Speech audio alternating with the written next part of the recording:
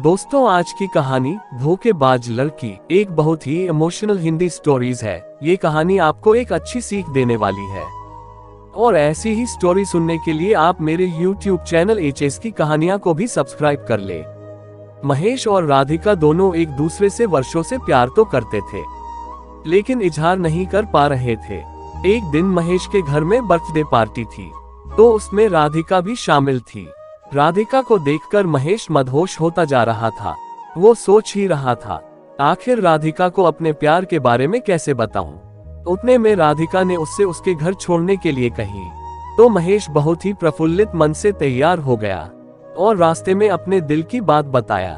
तो राधिका बोली, नहीं महेश, मैं आपको भाई मानती हूँ, उम्र में भी छोटी हूँ। तो महेश गाड़ी रोककर राधिका का पैर पकड़ लिया। महेश ने कहा, बस मुझे आपके कदमों में रहना है। आखिर में राधिका मान गई और कॉल और व्हाट्सएप पर बात न करने का सलाह दिया। महेश भी उसकी हर बात को बिना किसी हिचक के एक्सेप्ट किया। इतने में उसका घर आ गया। महेश ने उसे उसके घर पर छोड़ दिया। अब उसकी लव स्टोरी की कहानी तो शुरू हो गई, लेकिन महेश के मन में कहीं न कहीं से कॉल पर बात न करने का गम था। उसे फील हुआ, राधिका पहले से ही किसी से अटैच है। मैं उसके खुशी में बाधा बन रहा हूँ। वो खुश है तो मेरा प्यार खुश है। इतना सब कुछ मंथन करने के बाद महेश ने लड़की से माफी मांगने का फैसला लिया। लगभग 2 दिन बाद महेश ने किसी तरह से लड़की से जाकर माफी मांगी। महेश ने बोला, राधिका मुझे माफ कर देना, मैं आपसे प्यार नहीं करता। इतना कहती ही राधिका पूरी तरह से शॉक्ड रह गई। आखिर प्यार के लिए जो बंदा पैरों पर गिर सकता है, वह अचानक माफी क्यों मांग रहा है। 10 दिन नहीं बीते थे, राधिका पूरी तरह से बेचैन होने लगी। महेश से मिलना चाहती थी, अपने गलती का माफी मांगना चाहती थी। जैसे तैसे राधा ने महेश से कांटेक्ट किया और अपने प्यार का इजहार किया, साथ जीने मरने की कसम तक खाए।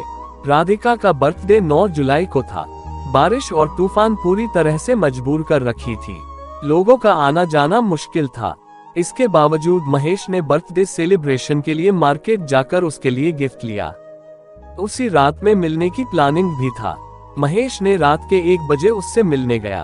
उसे गिफ्ट देकर उसके माथे पर टीका लगाया, फिर गले जैसे ही लगाना चाहा, तो राधिका महेश के ऊपर भड़क गई। सिर्फ इसीलिए प्यार करते हो।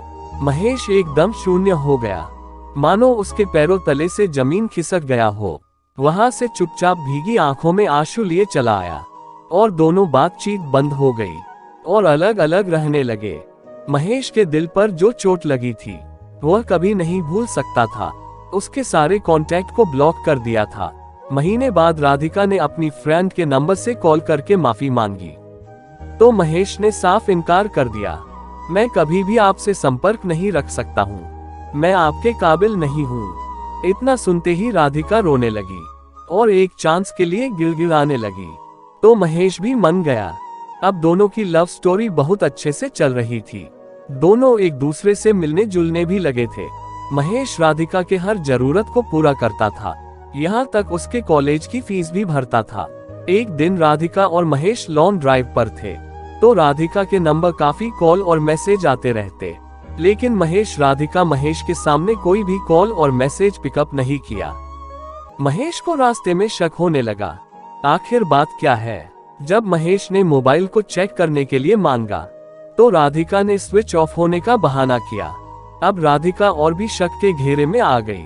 महेश गाड़ी रोका और मोबाइल लिया तो देखा 53 मिस्ड कॉल्स और व्हाट्सएप खोलकर चेक किया, तो आई लव जानू जैसे मैसेज लगभग 16 लड़कों के थे, जिसमें राधिका का भी रिप्लाई भी था। महेश ये सब देखकर काफी दुखी हुआ और वही रिश्ता तोड़ने का फैसला किया। लड़की को वही छोड़कर वह घर चला आया। वो कहते हैं न, सच्चा प्यार करने वालों को सच्चा प्यार नहीं मिलता है।